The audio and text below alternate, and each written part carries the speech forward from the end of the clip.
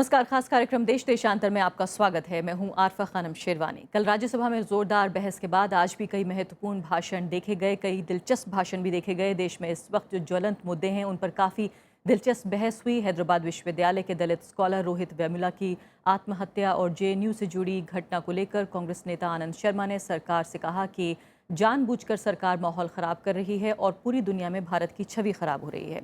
JNU पर उन्होंने कहा कि लोगों को ऐसी तस्वीर दिखाई गई है कि एक विचारधारा के लोग राष्ट्रवादी हैं और बाकी सब देशद्रोही हैं। कल जहां केंद्रीय मंत्री स्मृति ईरानी ने कहा कि विपक्ष के जरिए बच्चों को राजनीतिक हथियार के तौर पर इस्तेमाल किया जा रहा है और ये खतरनाक है, वहीं गृह मंत्री राजनाथ सिंह ने आज भरोसा ये दिलाया कि किसी भी निर्दोष को सताया नहीं जाएगा और बाकी काम अदालत को करने दिया जाए। आज हम चर्चा इस बात पर करेंगे कि राष्ट्रवाद पर पिछले 2 हफ्ते से जो पूरी बहस चल रही है आखिर वो किस मकाम पर अभी आई है, जो पक्ष और विपक्ष है, सत्ता पक्ष विपक्ष कहाँ खड़े हैं आखिर राष्ट्रवाद पर इस बहस पर, और जिन लोगों को आरोपित किया जा रहा है आखिर उनका जो मुकदमा है वो अब क्या रूप ले रहा है। मेरे साथ कई मेहमान मौजूद हैं।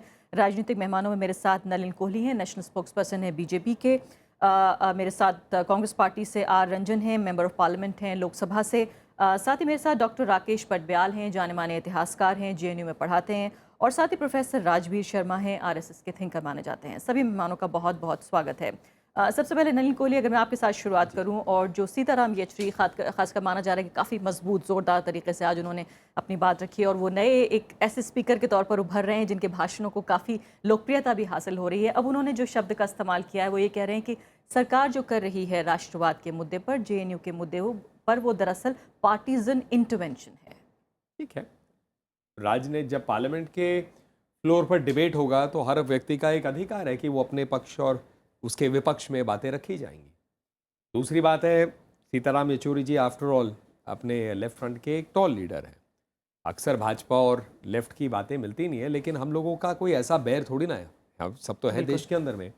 विवाद जो सीमित है, हम जिस रूप से देखते हैं और जहां फर्क आ रहा है, हम मानते हैं कि जेएनयू के ऊपर ये वार नहीं है। जेएनयू एक यूनिवर्सिटी है, एक प्रसिद्ध यूनिवर्सिटी है, और जैसे यूनिवर्सिटीज होनी चाहिए। पर जो जेएनयू में घटना हुई, जहां पर ये तो स्पष्ट है कि ऐसे वहां पर वाक्य इस्तेमाल किए गए जो उचित नहीं थे। भारत की बर्बादी तक जंग रहेगी। कोई, मुझे लगता है भारतीय इसको स्वीकार नहीं सकता है। और उसी के साथ दूसरे, अफजल हम शर्मिंदा है, तेरे कातिल जिंदा है। कौन वो कातिल है? क्या सुप्रीम कोर्ट कातिल है? ड्यू प्रोसेस कातिल है? तो इसीलिए ऐसी जब नारेबाजी हुई वो गलत है। अब इवेंट हुआ है, नारेबाजी हुई है, उस पीछे, उस कार्यक्रम के पीछे कुछ लोग हैं, वो कहां तक डीप वो सोच जाती है, उसका एक इन्वेस्टिगेशन चल रहा है और वो इन्वेस्टिगेशन होना भी चाहिए। लेकिन आरोप हम ये हो रहा है कि असहमति को दबाने की कोशिश की जा रही है और एक मोनोपोली जो है, एकाधिकार जो है वो राष्ट्रवाद पर बीजेपी जता रही है कि सिर्फ बीजेपी के लोग, उनके समर्थित लोग ही सिर्फ राष्ट्रवादी हैं। ऐसा वो जताया भी नहीं जा सकता। जो देश में है, देश की चिंता तो सबको करनी पड़ेगी। ऐसा थोड़ी ना हो सकता है कि देश की चिंता एक वर्ग करेगा। अब क्या हम लोग इस रूप से देखें, जैसे सैनिक जो है उनकी अभी पीछे एक रैली हुई थी, भाजपा से कुछ जुड़े थे, कुछ नहीं जुड़े। उनका कहना है हम गोली खाते हैं। एक कैप्टन का चला है फेसबुक पे कि मुझे सिर्फ अपनी रजाई चाहिए, और शाम को उसकी मृत्यु हो गई बेचारे की in what you call encounter. तो इसीलिए मुझे लग रहा है कि ये डिबेट जो है उसके ऊपर केंद्रित है कि इस प्रकार के स्लोगन्स क्या हमारे लोकतंत्र में उसकी जगह है, कि आप लोकतंत्र का ब्रेकअप चाह रहे हैं, उसको कैसे राष्ट्रवादी बात सोच मान सकते हैं। और मुझे लगता है ये इस पर है। इसको कई लोग एक्सपैंड कर रहे हैं, जिसके साथ हम सहमत नहीं है कि ये पूरे जेएनयू के अगेंस्ट लड़ाई है, एक विचार के अगेंस्ट लड़ाई है। वो राजनीतिक लड़ाई चलती आई है, चलती जाएगी, क्योंकि समाज के अंदर में हर पक्ष एक सोच पे थोड़ी ना होता है। कांग्रेस और भाजपा की लड़ाई चलती है, लेफ्ट और हमारी चलती है, लेफ्ट और कांग्रेस की कभी कभी चलती है, अन्य भी दल है, वो एक अलग लड़ाई है। लेकिन जहां राष्ट्रवाद की बात हो रही है, वो मुझे लगता है केंद्रित हमें उस वाक्यों पर रखना चाहिए और इस प्रकार की जो सोच वो वाक्य दर्शाते हैं। डॉक्टर पटब्याल, ये बताइए कि फिलहाल जो पूरी बहस है राष्ट्रवाद पर, क्या इसका कोई सिरा हम पकड़ पा रहे हैं? एक तरह से विचारधारा के स्तर पर अगर हम देखें तो कॉलेजों से लेकर, यूनिवर्सिटी से लेकर, सोशल मीडिया से लेकर और पार्लियामेंट का सेशन शुरू हो गया है। 2 बड़े बड़े धड़ों में जो है वो विचारधारा के स्तर पर लोग बटे हुए हैं और प्लूरलिज्म खतरे में है। दूसरा कह रहा है कि प्लूरलिज्म अपने आप में खतरा है। तो इस तरह के अलाइनमेंट की कोशिश की जा रही है दोनों तरफ से, एक दूसरे के खिलाफ और एक दूसरे के पक्ष में, दोनों तरफ ये सिरा जो है एक पकड़ने को मिल रहा है। लेकिन बात ये है कि प्लूरलिज्म केवल कास्ट के बेसिस पे आएगी या कम्युनिटी के बेसिस पे आएगी, ये क्वेश्चन भी उनसे करनी है जो कह रहे हैं प्लूरलिज्म खतरे में है। दूसरा जो कह रहा है प्लूरलिज्म अपने आप में खतरा है, एक तरह की राष्ट्र होनी चाहिए, बाकी सारे गद्दार हैं, उनसे भी सवाल है कि ये हो नहीं सकता है। जैसे आर्मी और स्टूडेंट्स को अगर पिट कर दिया जाए, आर्मी की डिसिप्लिन है, जब कप्तान पूछता है कोई शक तो कहा जाता है नहीं, लेकिन वही क्लासरूम में कहते हैं कोई शक तो सारे हाथ उठ जाते हैं। तो दो स्पेसेस हैं, दो स्पेसेस को। और यूनिवर्सिटी आर्मी से मुझे ये भी याद आया कि जो फॉर्मर हमारे आर्मी मैन हैं, कुछ उन्होंने ये कहा है कि अब जेएनयू में राष्ट्रवाद को लाने के लिए टैंकों का इस्तेमाल भी किया जा सकता है। तो मौके की इसको ज्यादा तहजीत देने की कोई जरूरत नहीं है, होता है, इमोशंस में सब आ गए हैं। और इसीलिए जो सबसे बड़ी बात जो है, अब मेरे ख्याल से जैसे ही राजनीति के लोग आ गए हैं, मुद्दा कुछ दूसरी तरफ जा रहा है। मुझे लगता है कि यूनिवर्सिटी का मुद्दा वापस यूनिवर्सिटी में ले जाने की जरूरत है। क्या कारण है कि जादवपुर, जेएनयू और हैदराबाद ही केवल उबले हैं, सारी की सारी यूनिवर्सिटी ऐसे लगता है कि मृत पड़ी हुई है। क्यों हुआ है? वहां भी तो यही चीज हुई है, कास्ट, कम्युनिटी, रिलीजन में बट के यूनिवर्सिटी बर्बाद हो चुकी है। और जब इसीलिए जहां पर थोड़ा सा ओपन स्पेसेस हैं, वहां ये सारे विवाद उठते हैं। तब बहस जो यूनिवर्सिटीज में होती है, होनी चाहिए और होंगी भी। ये यूनिवर्सिटी में हम एंट्रेंस एग्जाम दे के लोगों को लाते हैं। यूनिवर्सिटी एक बाजार नहीं है, यहाँ एक लिमिटेड स्पेस है जहाँ कोई भी पॉसिबिलिटीज पे डिबेट हो सकती है, ताकि हम उसके काउंटर में भी खड़े रहें। जैसे हम लोग बहुत सालों से, करीब 20 साल से हम लोग वायलेंस के खिलाफ लड़ रहे हैं। इसमें ये जो इस लेवल पे अगर स्टूडेंट्स के स्लोगन आए हैं, वहाँ हमारी भी एक कमजोरी रही है कि हम लोग उसमें सफल नहीं हो पाए कि स्टूडेंट को ये समझाएं कि वायलेंस और इस तरह के स्लोगन आपको कहीं ले जाने। मार्क्स ने खुद कहा है एडवेंचरिस्ट आर द रिएक्शनरीज। तो अब इस सवाल में हमें फिर यूनिवर्सिटी के अंदर उस डिबेट को लाना पड़ेगा। राजवीर जी, ये बताइए, फिलहाल की आरोप इस तरह के लग रहे हैं कि बीजेपी और संघ कहीं ना कहीं मोनोपोलाइज कर रहे हैं, एकाधिकार जो है अपना राष्ट्रवाद पर बताने की कोशिश कर रहे हैं। फिर लोग संघ का जो है चिट्ठा भी खोलने लगते हैं कि कब उन्होंने झंडा लगाया था, हेडक्वार्टर पर नहीं लगाया था। तमाम तरह की बहस से आप भी वाकिफ होंगे। सीताराम येचुरी ये कह रहे हैं कि आपको हमें पेट्रियटिज्म, जो देशभक्ति है, वो पढ़ाने की, बताने की, सिखाने की जरूरत नहीं है। कम से कम संघ से और बीजेपी से हम नहीं सीखेंगे। नहीं, मुझे लगता है कि ये तो उनकी मर्जी की बात है कि वो पेट्रियटिज्म सीखना चाहते हैं कि नहीं सीखना चाहते हैं। लेकिन आप सिखा रहे हैं। देश नहीं, हम नहीं सिखा रहे हैं। ये कोई सिखाने की बात नहीं है, ये जीने की बात है। देशभक्ति सीखने की नहीं, जीने की चीज़ है। और मुझे लगता है कि ये जो राष्ट्रवाद है ना, इस पर कोई बहस की आवश्यकता इसलिए नहीं होनी चाहिए कि प्लुरलिज्म कोई देशभक्ति के विरोध की चीज़ नहीं है। ये दोनों कोएग्जिस्ट करते हैं, प्लुरलिज्म भी और देशभक्ति भी। मेरे लिए देशभक्ति क्या है? मेरे लिए देशभक्ति है कि देश की एकता और अखंडता के लिए मैं मरूंगा, मैं जीऊंगा, यूनिटी इंटीग्रिटी के लिए काम करूंगा। मेरे लिए देशभक्ति है कि मैं देश की शांति और प्रोग्रेस के लिए काम करूंगा। मेरे लिए देशभक्ति है कि मैं किसी भी ऐसी एक्टिविटी का समर्थन नहीं करूंगा जो देश के बंटवारे की, समाज के बंटवारे की बात करे। मेरे लिए तो सिंपल है नेशनलिज्म। बिल्कुल। अगर कोई इससे बियॉन्ड जाता है तो वो एक थियरी की डिबेट करेंगे। लेकिन राजवीर जी, क्यों ना सबको इस बात की इजाजत और आज़ादी हो कि अपने हिसाब से अपना राष्ट्रवाद तय कर सके। आपके लिए देश की अखंडता महत्वपूर्ण है, कुछ लोगों के लिए सामाजिक न्याय महत्वपूर्ण हो सकता है, कुछ लोगों के लिए जो है एक इंडिविजुअल का अपना जो अधिकार है वो महत्वपूर्ण है। एकता से भी बड़ी चीज है कि वो जो एक सिंगल यूनिट है वो अपने अधिकार से जी सके। इसमें कोई दो राय नहीं है जो आप कह रही हैं, और इसमें कहीं दो टकराव भी नहीं है। हर आदमी अपने तरीके से सामाजिक न्याय की व्याख्या करे, इस पर तो कोई आज तक बहस होती रही है और आगे भी होगी, किसी में कोई मतभेद नहीं हुआ। इवन दो जो कह रहे हैं कि जो अपनी आइडियोलॉजी इम्पोज करने की बात कर रहे हैं, दिक्कत ये आ रही है कि अब दूसरी आइडियोलॉजी भी अपनी बात कहने लगी है। पहले उसको दबाया जाता था, पहले उसको क्रश किया जाता था। कौन सी आइडियोलॉजी है? फॉर एग्जाम्पल, आज आप बात कर रहे हैं माओ, ठीक है, मार्क्स, लेनिन, स्टालिन पढ़ाए जाते थे, पढ़ाओ। लेकिन आज कुछ ये लोग भी कह रहे हैं कि भाई दीनदयाल भी पढ़ाओ। उनको ये मंजूर नहीं कि दीनदयाल उपाध्याय को भी वो थिंकर ना हो, तो कहते थिंकर ही नहीं है। अब उनके लिए हो सकता है थिंकर ना हो, लेकिन उनकी तो क्या, अगर मैं सीधे तौर पे आपकी बात समझ पा रही हूँ, तो क्या आप ये कह रहे हैं कि राष्ट्रवाद की इस पूरी लड़ाई में कहीं ना कहीं लेफ्ट वर्सेस राइट की जो है, दक्षिण पंथ और वाम पंथ की जो विचारधाराएं हैं वो दरअसल मैदान में है? क्या आप ये कह रहे हैं? मुझे लगता है कि एक वामपंथ नहीं है। मुझे, to be frank with you, मुझे ऐसा लगता है कि मोदी विरोध के बावलेपन में लोग इस बात को भूल जाते हैं कि देशद्रोह को देश प्रेम बताने लगे।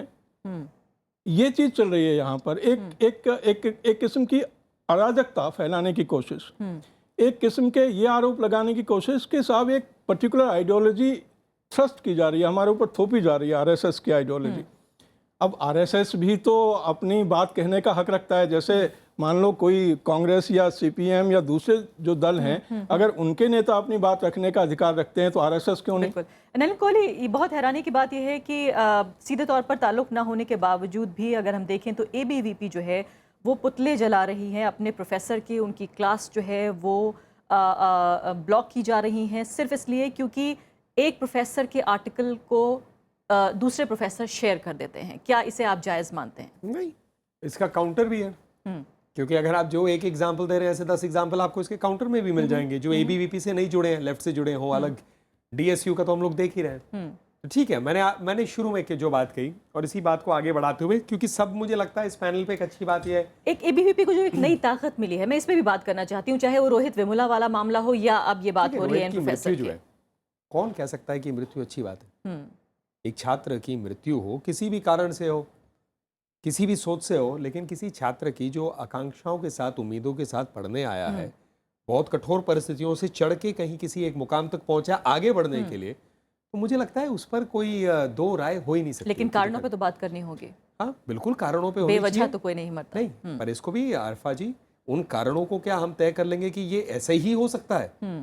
मतलब लड़ाई यहीं शुरू हो जाती है ना, कि जब आप तय कर लेते हैं कि ऐसा ही हो सकता है, जो ब्रॉडली दिखता है उसके ऊपर इन्वेस्टिगेशन होगा और उसके बाद स्पष्ट होगा कि क्या यही जो हमने सोचा वो सही है या और कुछ है, उससे बढ़ के हो सकती है, उससे घट के हो सकती है। उसको केवल जाति के फ्रेमवर्क में आपने जो एबीवीपी की बात की, देखिए एबीवीपी भाजपा से जुड़ा हुआ है इनडायरेक्टली, क्योंकि संघ की विचारधारा से जुड़ा हुआ है। इस बात को, ये सच है, ये स्पष्ट है, अच्छी बात है, स्वीकार लेना चाहिए। नहीं स्वीकार ना क्यों, ये फैक्चुअल है। बिल्कुल, जैसे एनएसयूआई कांग्रेस के साथ जुड़ा है, लेफ्ट के साथ आइसा और अन्य है, सारे जो ऐसे ऑर्गेनाइजेशंस हैं यूथ के, वो यूनिवर्सिटीज में है, ये सारे जो हैं यूथ पॉलिटिक्स भी करते हैं और वहीं से फ्यूचर लीडर्स भी आ रहे हैं। तो ठीक है, इनमें मतभेद रहता ही है, लेकिन तुरंत इसको मान लेना कि सरकार ऐसे ही करती है क्योंकि एबीवीपी ने, तो मैं इस पॉइंट से कह सकता हूं कि भारत सरकार, मोदी जी की सरकार ने कई ऐसी चीजों पे निर्णय नहीं लिया जो शायद संघ के प्रिय हो और उसके क्रिटिसिज्म न्यूज़पेपर्स में भी आए हैं। भारत सरकार भारत की सरकार है, सब भारतीयों की सरकार है, और ये बात प्रधानमंत्री कहते हैं। लेकिन जो अभी इन्होंने कहा बात सही है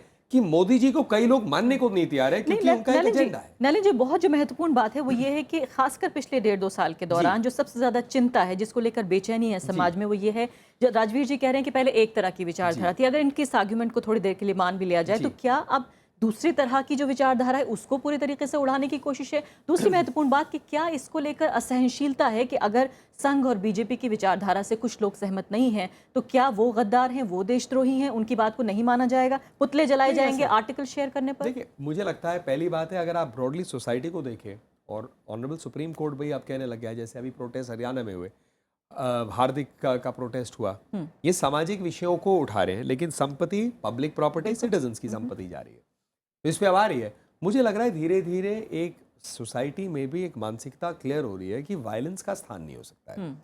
वो वायलेंस का स्थान, मुझे लगता है कि उस थॉट प्रोसेस को जो वायलेंस को धक्का देता है या उसको बढ़ाता है, उसके प्रति भी एक सोच बन रही है। और जहां पर भी, इसीलिए शायद मैं हैरान हूं जिस प्रकार का आउटरीच हमने देखा है कि भारत की बर्बादी तक, जो भारत को टूटे, ऐसी सोच में मैंने कभी ऐसा देखा नहीं था रिएक्शन। मैं लोगों से मिल रहा हूं जो भाजपा के वोटर नहीं है। इस पे तो कोई वकील इसीलिए कह रहा हूं, कर सकता, कोई नहीं नहीं, बिल्कुल कोई नहीं कर रहा। मैं ये भी नहीं कह रहा कोई कर रहा है, मैं इस बात को कह रहा हूं कि for me that's also interesting कि जैसे कोर्ट्स में घूमता हूं, ऐसे वकील जिनका भाजपा से कोई लेना देना नहीं है, जो हमें रोज हमारे साथ लड़ाइयां भी होती है, वो भी कह रहे थे अनएक्सेप्टेबल। तो मुझे लग रहा है ब्रॉडली आ रहा है कि anything that portrays towards violence और is towards that the Indian society started reacting to it.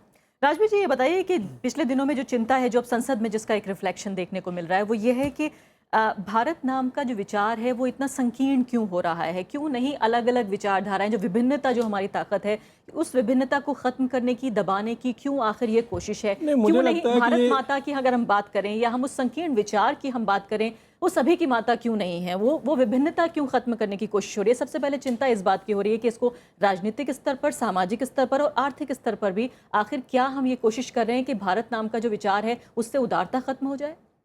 देखिए, मुझे ये लगता है कि अब कुछ दिनों से एक ऐसा प्रयास हिंदुस्तान में हो रहा है, ख़ासतौर पर जो विरोधी पक्ष है, कि वो हर बात को एक नेगेटिव पर्सपेक्टिव में पेश करें। और ये एक झूठा वातावरण बनाया जा रहा है कि संकीर्ण विचारधारा थोपने की कोशिश हो रही है। अब मुझे नहीं पता कि उनका संकीर्ण विचारधारा से क्या मतलब है। हमारे यहाँ कोई ये नहीं कहता कि भारत माता केवल हिंदुओं की है। हमारे यहाँ कोई नहीं ये कहता कि भारत माता केवल मुसलमानों की है। हमारे यहाँ कहता है कि भारत माता सबकी है और भारत राष्ट्र जो है वो किसी एक वर्ग या किसी जाति का नहीं है।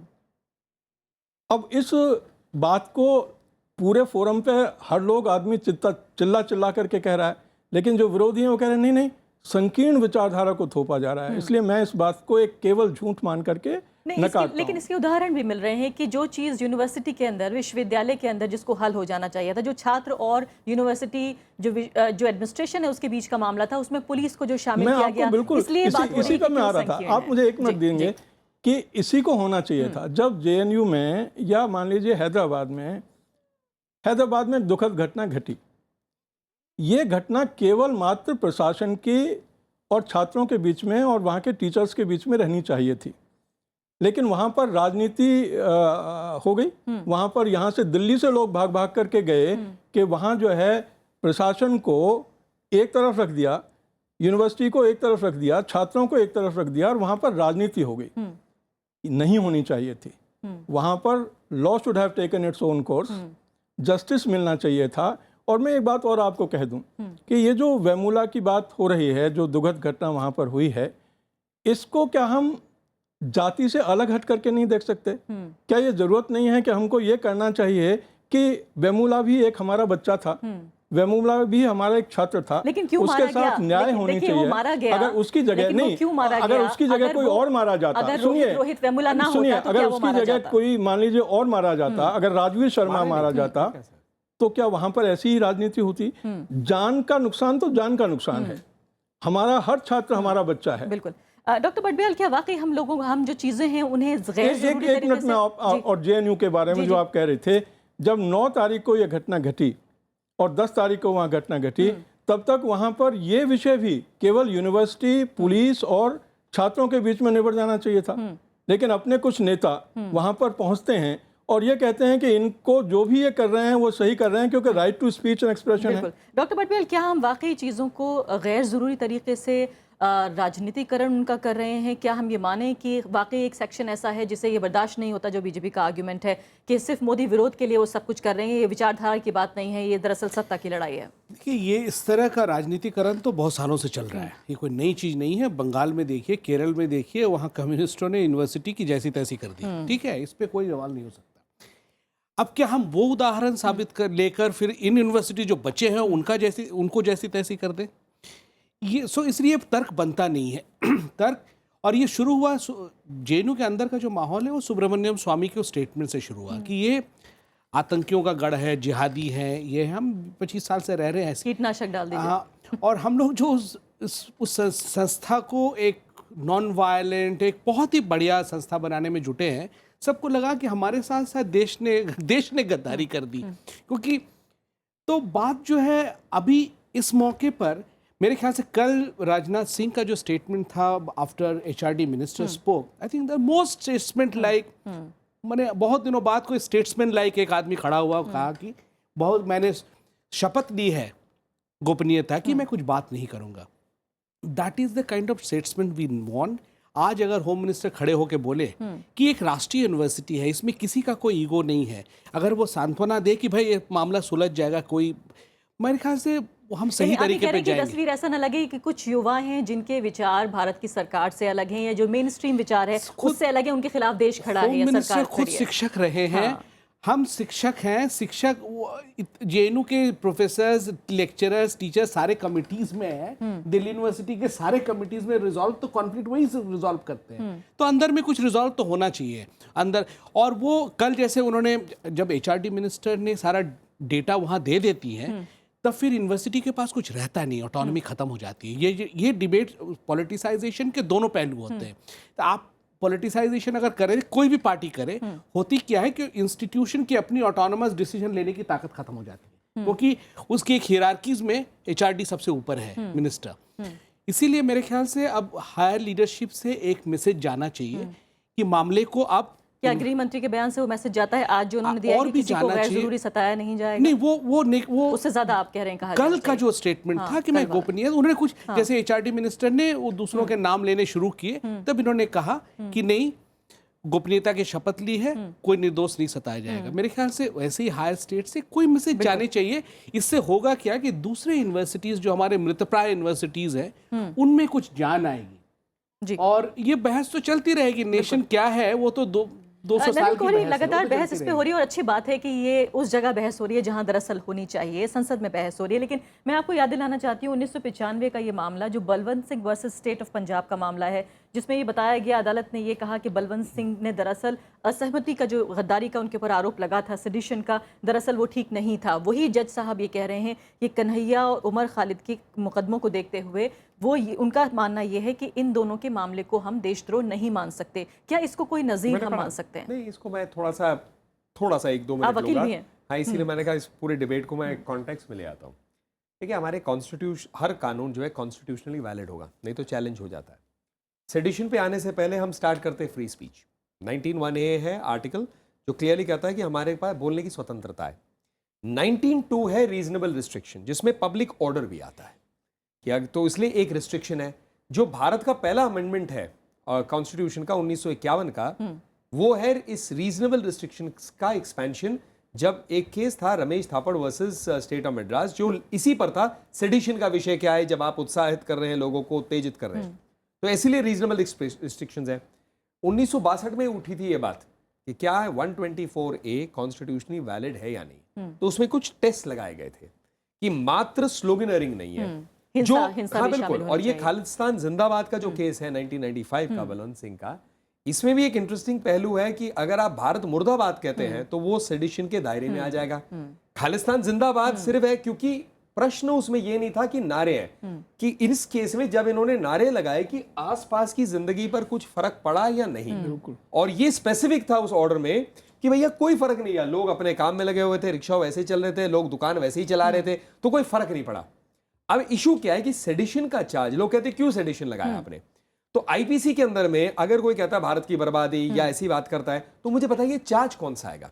मर्डर का चार्ज नहीं हो सकता है, कंस्पिरेसी का लेकिन चार्ज अभी नहीं हो तो सकता तय है। नहीं है ये बात। जो कन्हैया जो पिछले 2 हफ्ते से जेल में सड़ रहा है, दिल्ली पुलिस ये कह रही है कि अगर हम उसे छोड़ देते हैं तो दूसरे छात्रों पे गलत असर पड़ेगा, एक जिसके सेकंड, पर साबित नहीं पर हुआ ऐसा वो है। जेल में वक्त लेकिन काट मैं रहा एक आपको है इसमें और वकील पिटाई भी कर चुके हैं। मैं एक और बात कहूंगा, नहीं आप इसमें फिर कोर्ट्स को नजरअंदाज करें, क्योंकि ultimately extension of bail, extension of custody इस पर आधारित है कि पुलिस क्या मटेरियल जज लेकिन को दिखा सरकार रही क्या है। स्टैंड लेगी ये भी तो मायने नहीं, रखेगा। नॉट कंपल्सरीली, क्योंकि अगर ऐसा होता तो किसी को बेल मिलती नहीं, क्योंकि सरकार जो है 99% जो है बेल को अपोज करती है। आप किसी भी कोर्ट में जाइए, ट्रायल कोर्ट से सुप्रीम कोर्ट तक, that is the natural process कि आप जो है अपने चार्ज को डिफेंड करते हैं। आपको डिफेंड करना ही है, नहीं तो क्यों आप चार्जशीट कर रहे हैं। तो इस पर्टिकुलर केस में मुझे लगता है they must be, it's an assessment as an advocate, वो देख रहे होंगे कि तार कहां जा रहे हैं। अगर इसमें तार कहीं जा रहे हैं तो फिर केस बनना शुरू होता है। सिर्फ स्लोगनरिंग है तो केस वीक होना शुरू होगा, और यही आधारित होगा कि चार्जशीट में दम है या नहीं है। इवेंचुअली तो बेल होगा ही। जी हाँ, The Rajveer ji question is बताइए only कि when. जी हाँ, राजवीर जी आप ही बताइए कि फिलहाल जिस तरह से बात हो रही है कि इसका राजनीतिकरण हो रहा है, स्मृति ईरानी ने भी ये कहा कि भाई अपने बच्चों को कोई राजनीतिक हथियार के तौर पर इस्तेमाल नहीं करता। ये बात तो ठीक है, लेकिन कई बार ये भी कहा जा रहा है कि कहीं ना कहीं संघ और बीजेपी के एजेंडे में ये भी है कि राष्ट्रवाद को इतना बड़ा मुद्दा बना दिया जाए। अभी कई राज्यों में चुनाव होने हैं, खासकर असम का जिक्र हो रहा है कि सीमावर्ती राज्य है जहाँ राष्ट्रवाद एक बड़ा मुद्दा हो सकता है, तो ये एक सुविधा का मामला भी है कि ये सूट भी करता है। देखिए, मुझे तो ये लगता है कि राष्ट्रवाद को कोई बहस का मुद्दा बनाना ही गलत है। राष्ट्रवाद तो राष्ट्रवाद है। लेकिन अब तो बन गया। नहीं बन गया, लेकिन वो जानबूझकर बना रहे हैं वो लोग जो चुनाव में इसका फ़ायदा उठाने की कोशिश कर रहे थे। सच्चाई ये है कि आरएसएस या बीजेपी के लिए राष्ट्रवाद जो है वो उनके लिए कोई बहस का मुद्दा नहीं है, और इसलिए जब भी कोई ऐसी बात उठी है, बहस तो अच्छी बात है, बहस तो नहीं होती रहनी बहस होनी चाहिए, पर बहस होने पर यह कहा जाए कि इसका राजनीतिक फायदा किसको है, मुझे लगता है ये बहस करना उचित नहीं लेकिन है। ये बहुत मासूमियत से हम बात कर रहे हैं। अगर हम ये कहेंगे कि अगर आप कांग्रेस पार्टी या राष्ट्रवाद बीजेपी में को कोई भी फायदा अगर नुकसान राष्ट्रवाद नहीं है। में भी आप ये सोचें कि राजनीतिक फायदा इसका मिलेगा किसको, तो मुझे लगता है ये बहुत ही दुर्भाग्यपूर्ण बात होगी। जैसे कुछ लोगों ने मेरे से कहा कि ये बताओ ये जो जेएनयू में हो रहा है इसका फायदा बीजेपी को मिलेगा या लेफ्ट को, कांग्रेस को मिलेगा। अरे भाई, हिंदुस्तान का जो फ्यूचर है वो एक तरफ ताक पे लगा हुआ है और आप ये सोच रहे हैं बड़े ये अखबार में संकीर्ण है। एक बड़े अखबार में रिपोर्ट नहीं। छपी है कि अंदर खान ने बीजेपी के नेताओं से बातचीत की, उन्होंने कहा कि हमें फायदा हो नहीं, रहा है। आप फिक्र ये मत करिए। बताइए, आप ये बताइए, ये संकीर्णता है बहस की या ये संकीर्णता है बहस की कि वास्तव में ये देखना ही गलत है कि इसका राजनीतिक फायदा, अगर आप राजनीतिक लाभ और हानि की बात करेंगे तो फिर तो राष्ट्रवाद तो गया पीछे। नहीं, एक आदर्श दुनिया में तो ऐसा ही होना चाहिए, लेकिन वैसा नहीं होता। डॉक्टर भट्टवियाल, नहीं, वो उसका कारण है। मैं राजवीर जी के एक सेंटेंस इस पे जोड़ूंगा कि मुझे लगता है ये भी एक अद्भुत बात है कि आप 70 साल होने को जा रहे हैं और उसके बाद नेशनलिज्म इतना सेंटर स्टेज पे आ जाए इवन इन डिबेट सेंस, तो मुझे लगता है इसको एक पॉजिटिव रूप से भी देखना हाँ, चाहिए। लेकिन राष्ट्र को फिर से परिभाषित करें आप। मैंने मैं क्या इसको हर्ज इस है? रूप बिल्कुल, से कह रहा हूँ बिल्कुल। कि क्यों उठ रहा है भाई, ये एक इंट्रोस्पेक्शन का एक टाइम भी मिलता है। बिल्कुल। और इससे दो चीजें, सॉरी मैंने इनकी बात बीच में कहने से पहले बोल लिया, मैं ये कह रहा था कि एक और इस बात को हमें स्वीकारना पड़ेगा कि इस वक्त जो एक्सट्रीम पॉइंट ऑफ व्यू होता है वो सेंटर से ज्यादा आता है। ज्यादा अधिकांश लोग मध्यम सोच के होते हैं, मॉडरेट। तो इस वक्त वो भी है क्योंकि वो मीडिया में भी ऐसा चलता है। तो मुझे लगता है ये एक चर्निंग प्रोसेस चल रहा है जिस पर ये सारे डिबेट्स अपने आप कहीं ना कहीं बैलेंस पे पहुंच जाएगा। डॉक्टर भट्टवियाल, अब यहाँ से कहाँ जाती है बात जल्दी से?